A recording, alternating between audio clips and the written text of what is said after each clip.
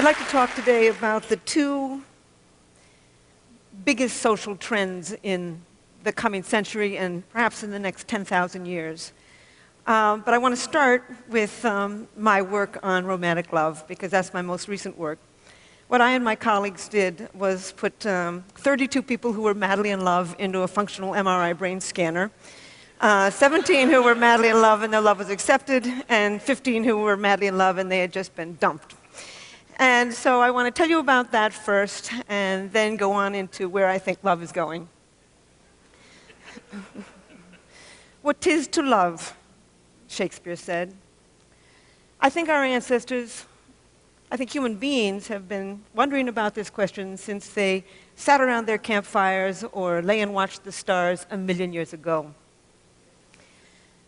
I started out by trying to figure out what romantic love was by looking at the last 45 years of research on just psychological research. And as it turns out, there's a very specific group of things that happen when you fall in love. The first thing that happens is what I call, a person begins to take on what I call special meaning. As a truck driver once said to me, he said, "The world had a new center, and that center was Mary Ann." George Bernard Shaw said it a little differently. He said, "Love consists of overestimating the differences between one woman and another." And indeed, that's what we do. And then you just focus on this person. You can list what you don't like about them, but then you sweep that aside and focus on what you do. As Chaucer said, love is blind. I'm trying to understand romantic love, I decided I would read poetry from all over the world. And I just want to give you one very short poem from 8th century China, because it's an almost perfect example of a man who is focused totally on a particular woman. It's a little bit like when you are madly in love with somebody and you walk into a parking lot, their car is different from every other car in the parking lot. Their wine glass at dinner is different from every other wine glass at the dinner party. And in this case, a man got hooked on a bamboo sleeping mat. And it goes like this. It's by a guy called Wan Chen. "I cannot bear to put away the bamboo sleeping mat. The night I brought you home, I watched you roll it out."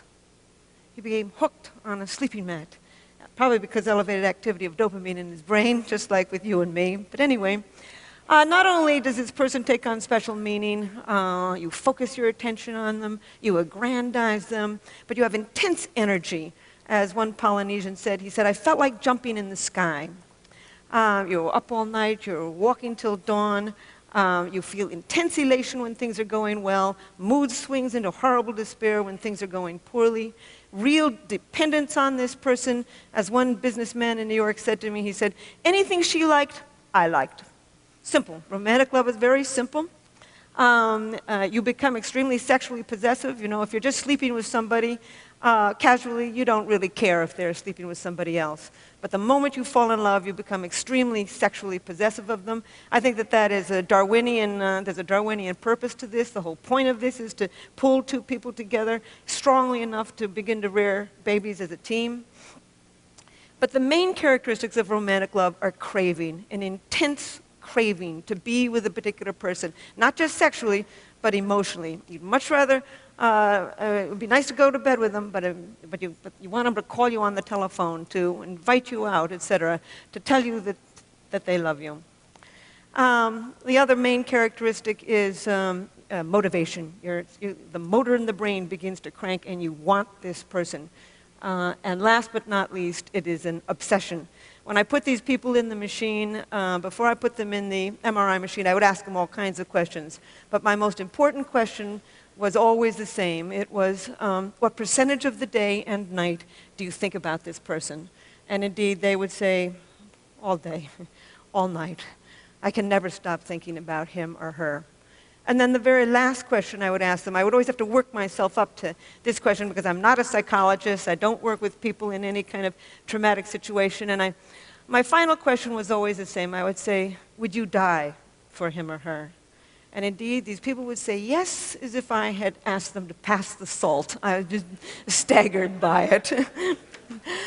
So we scanned their brains, looking at a photograph of their sweetheart and looking at a neutral photograph with a distraction task in between, so we could look at the same brain when it was in that heightened state and when it was in a resting state. And we found activity in a lot of brain regions. In fact, one of the most important was a brain region that becomes active when you feel the rush of cocaine. And indeed, that's exactly what happens. I began to realize that romantic love is not an emotion. In fact, I had always thought it was a series of emotions from very high to very low, but actually it's a drive. It comes from the motor of the mind, the wanting part of the mind, the craving part of the mind, the kind of part of the mind when you're reaching for that piece of chocolate, when you want to win that promotion at work, the motor of the brain. It's a drive. And in fact, I think it's more powerful than the sex drive. You know, if you ask somebody to go to bed with you and they say no thank you, you certainly don't kill yourself or slip into a clinical depression. But certainly around the world, people who are rejected in love will kill for it. People live for love, they kill for love, they die for love. They have songs, poems, novels, sculptures, paintings, myths, legends. In over 175 societies, people have left their evidence of this powerful brain system. I have come to think it's one of the most powerful brain systems on earth for both great joy and great sorrow. And I've also come to think that it's one of three basically different brain systems that evolved from mating and reproduction. One is the sex drive, the craving for sexual gratification. W.H. Auden called it an intolerable neural itch. And indeed, that's what it is. It keeps bothering you a little bit like being hungry. The second of these three brain systems is romantic love, that elation, obsession of early love. And the third brain system is attachment, that sense of calm and security you can feel for a long-term partner. And I think that the sex drive evolved to get you out there looking for a whole range of partners. You can feel it when you're just driving along in your car. It can be focused on nobody. I think romantic love evolved to enable you to focus your mating energy on just one individual at a time, thereby conserving mating time and energy. And I think that attachment, the third brain system, evolved to enable you to tolerate this human being at least long enough to raise a child together as a team. So with that preamble, I want to go into discussing the two most profound social trends, one of the last 10,000 years, and the other certainly of the last 25 years, that are going to have an impact on these three different brain systems: lust, romantic love, and deep attachment to a partner.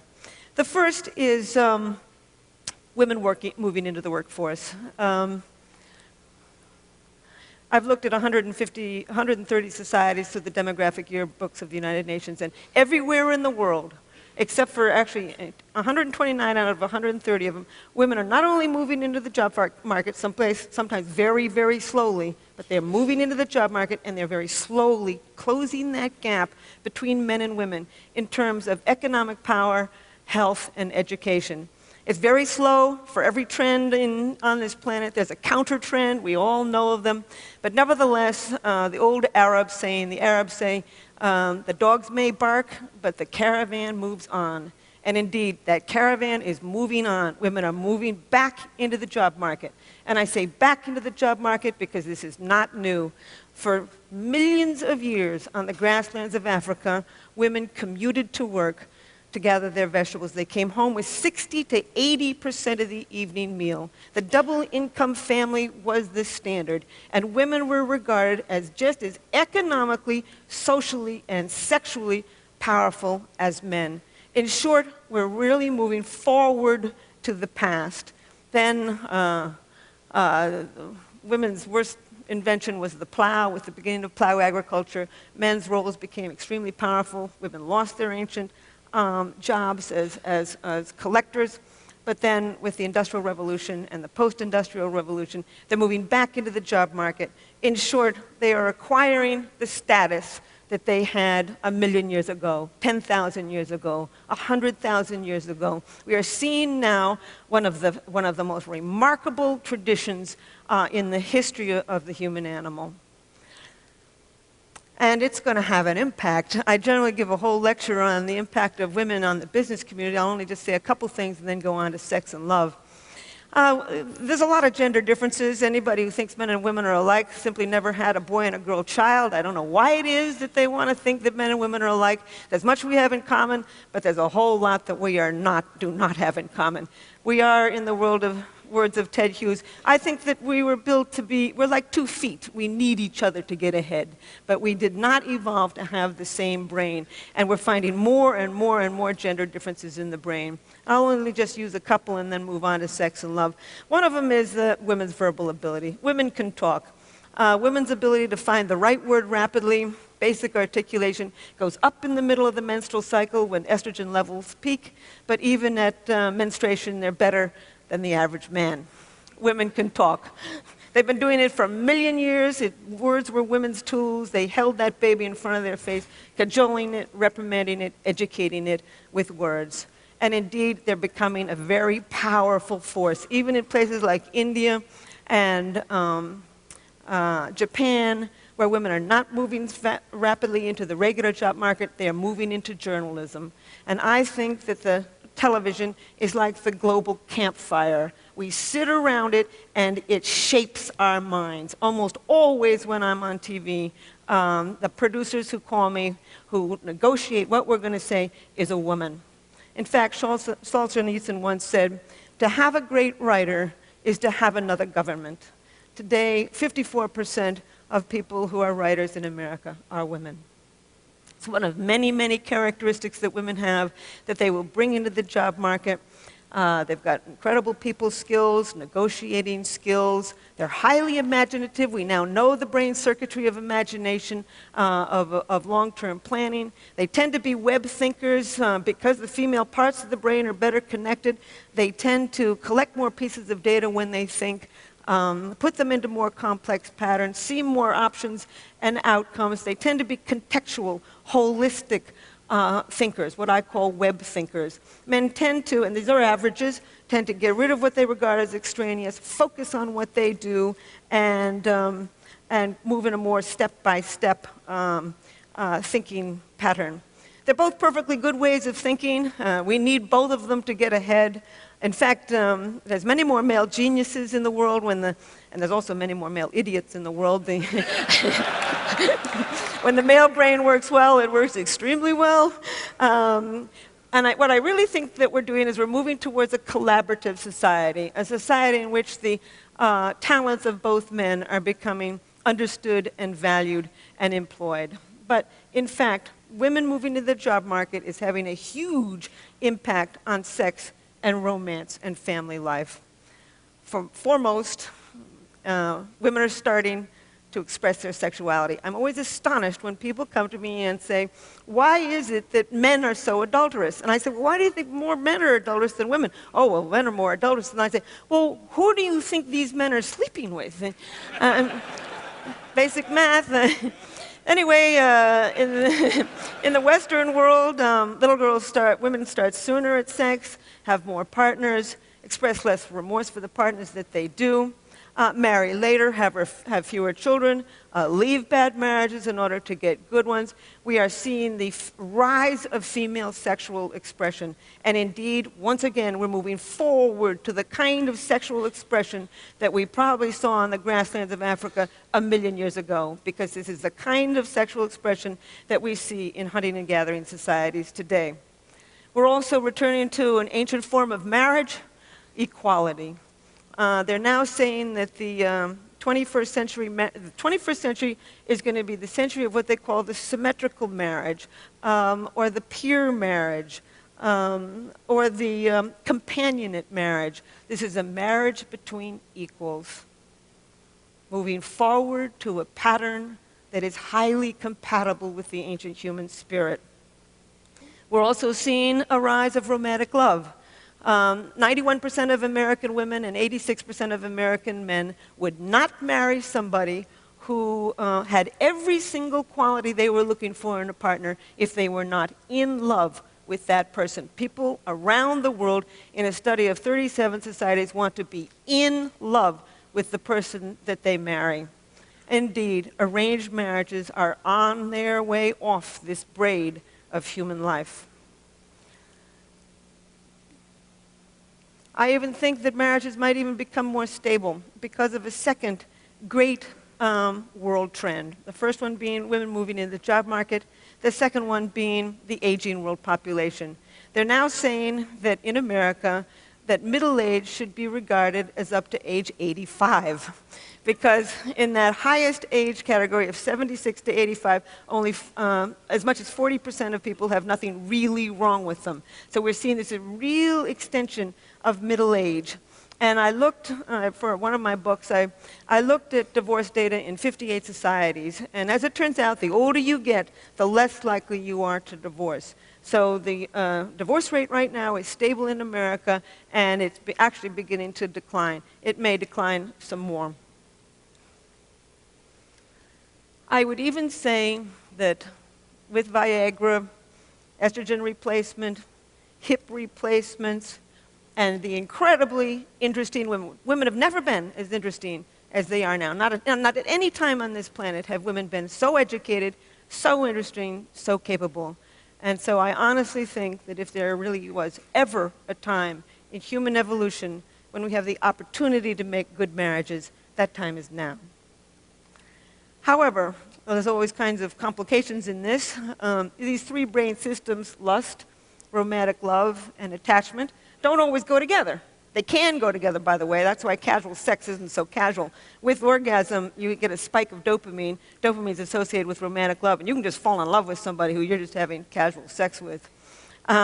With orgasm, then you get a real rush of oxytocin and vasopressin. Those are associated with attachment. This is why you can feel such a sense of cosmic union with somebody after you've made love to them.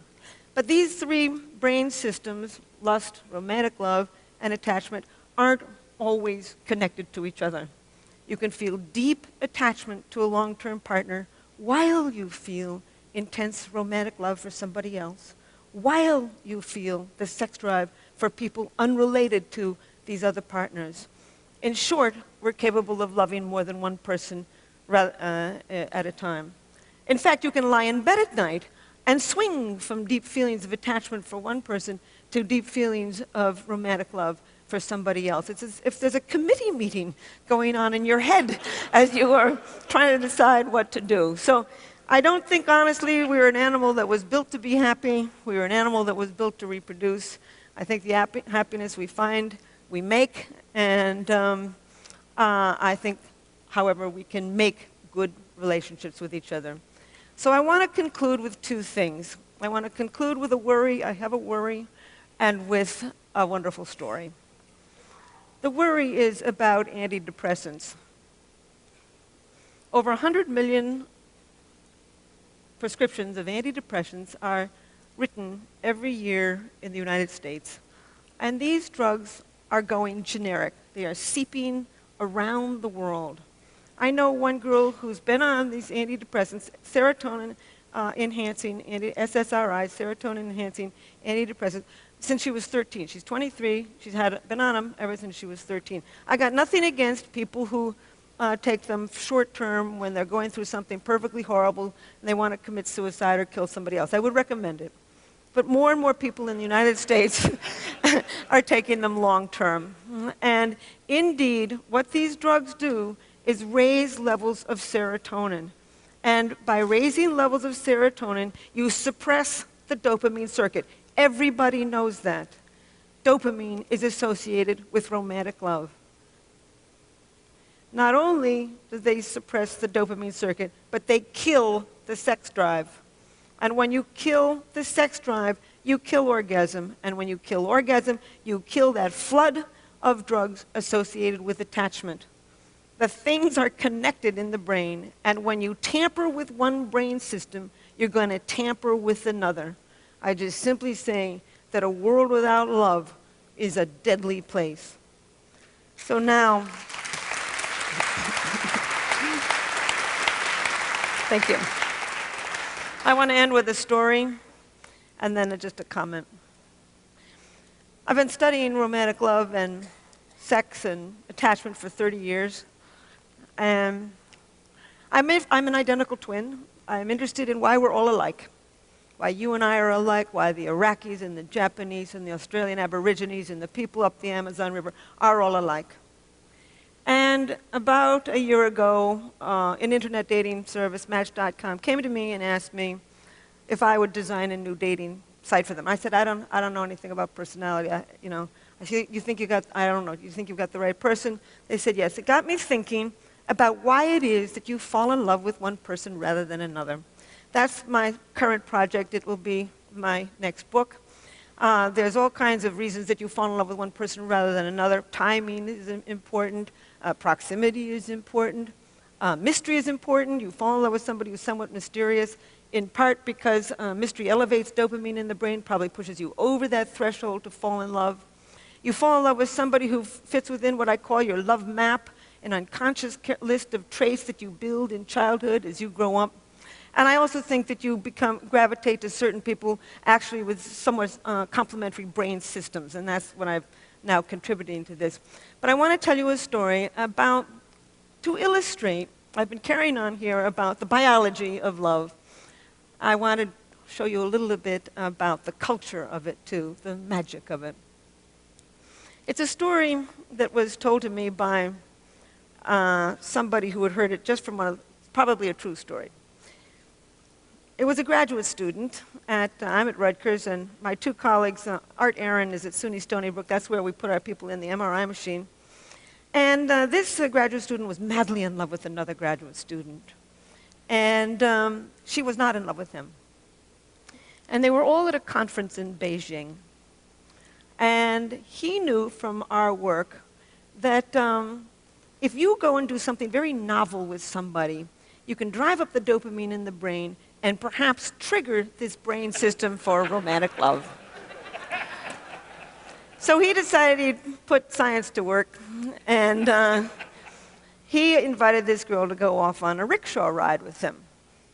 And sure enough, I've never been in one, but apparently they go all around the buses and the trucks, and it's crazy, and it's noisy, and it's exciting, and he figured this would drive up the dopamine, and she'd fall in love with him.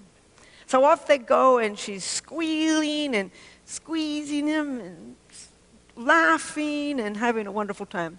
An hour later, they get down off of the rickshaw, and she throws her hands up, and she says, "Wasn't that wonderful? And wasn't that rickshaw driver handsome?"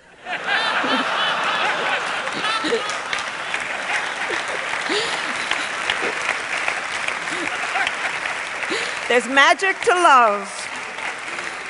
But I will end by saying that millions of years ago, we evolved three basic drives: the sex drive, romantic love, and attachment to a long-term partner. These circuits are deeply embedded in the human brain. They're going to survive as long as our species survives on what Shakespeare called this mortal coil. Thank you. Helen Fisher.